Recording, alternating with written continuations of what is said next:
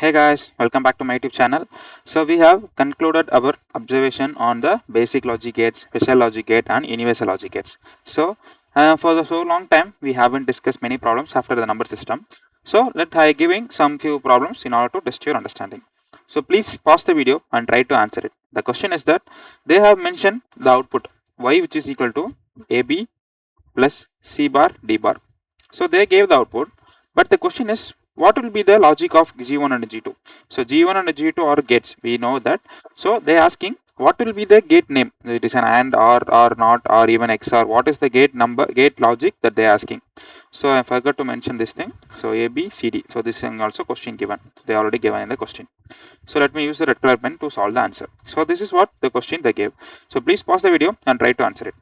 So let me go to the answer.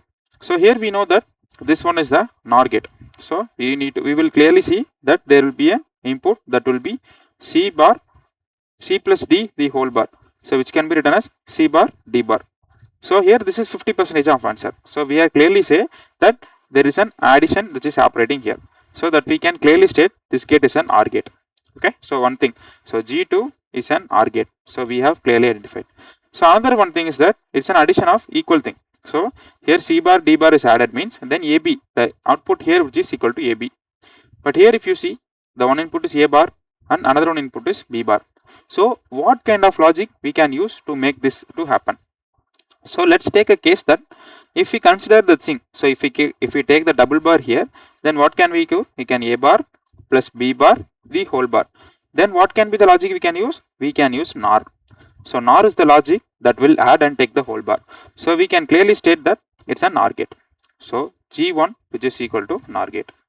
So G1 is equal to NOR gate and G2 is equal to OR gate. If you guys are able to find this logic, you will be, I'm appreciating you that you are on a good track to proceed with this digital electronics. So here continuing this to this question. So this is one of the very important question that is asked in, I think it's in asked in IES, I am not sure which year. So please try to solve this question. The input waveform Vi which is given here and output waveform V0 which is given here. Okay, with of the Schmidt trigger NAND gate. So this is a Schmidt trigger is a device that we will discuss in our analog device discussion or electrical device discussion. So for now, please note that the Schmidt trigger input on, if we give the output, this will be similar to this. So why not? Or this is Vi, then V0 waveform which is given. So they're asking us to find out the duty cycle. So if you guys didn't know about duty cycle, then the formula to find duty cycle is this one. So which is equal to T on divided by total time, which is T on plus T off into 100. So duty cycle will be in percentage. So this is the formula, that is duty cycles formula. So please use this formula and try to answer it. So please pause the video and try to answer it. So let me solve the answer. So here we can clearly see the time is the need information that we need. So here we can see, so this period is the on time. So this period is T on. So when input is in this region, the T is in on. So this is T off. We can clearly say that is off. In a Schmidt trigger, we know this is the application. Whenever the input is high, that is considered as on, and whenever the input is low, that is considered as off. Okay. So because whenever the input threshold is greater than this threshold, we can consider below this threshold, we are considering this is on. Whenever this is greater than this, then the output is considered to be off. Okay. So that's the thing we had identified. So here the thing is that we didn't know the relationship of time. So they anywhere they didn't mention anything about time. So justly they gave waveform which is in time period. So we can take a approximation that. So this is the entire waveform. In this region, the output is in the Schmidt trigger is in on condition, but in this region, the Schmidt trigger is in off condition. So what we can do, let's assume the V in which is directly proportional to time period. So because this is what the thing. So this is an entire time cycle T. In that half of the period time is on and half of the period time is off. So taking this into consideration, so let's take it. So they have given the values. So this is 1.7. and this is 2.7 and this is 0.4.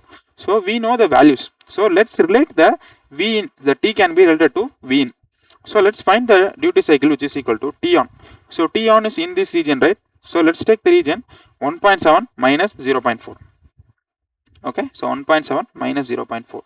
So T on is this entire period. So it is 2.2 to minus 0.4. So minus 0.4 into 100%. Okay, I hope this is understood for you guys. So what we are taking is that we are taking the T on to be approximated to the input waveform. So T on which will be equal to 1.7 minus 0.4 directly proportional So the total T is directly proportional to 2.2 minus 0.4. So when we divide both the thing, the proportionality constant, some K will add, right? So that K will be removed here. So that is for the logic that we have used. So if we subtract this, this will be 1.3 and below is 1.8 into 100. Okay, 100 percentage. So if we divide this thing, then we will be able to get 72.7 percentage. So this is how we can calculate the duty cycle of the any kind of waveforms by using even the voltage value, because the time information is not available. If they give the time period like this is a 5 and this is 10, then this is fine. We can directly make a 5 divided by 10 into 100. So if you do this, then the duty cycle is 50 percentage. But here the time information is not available, so that's why we haven't made those things. So we have to make use of the voltage level values in order to obtain our duty cycle value. So I hope this is understood for you guys. If you guys have any doubt, please ping in the comment section so that I can clear your doubts, so that you can able to understand more things.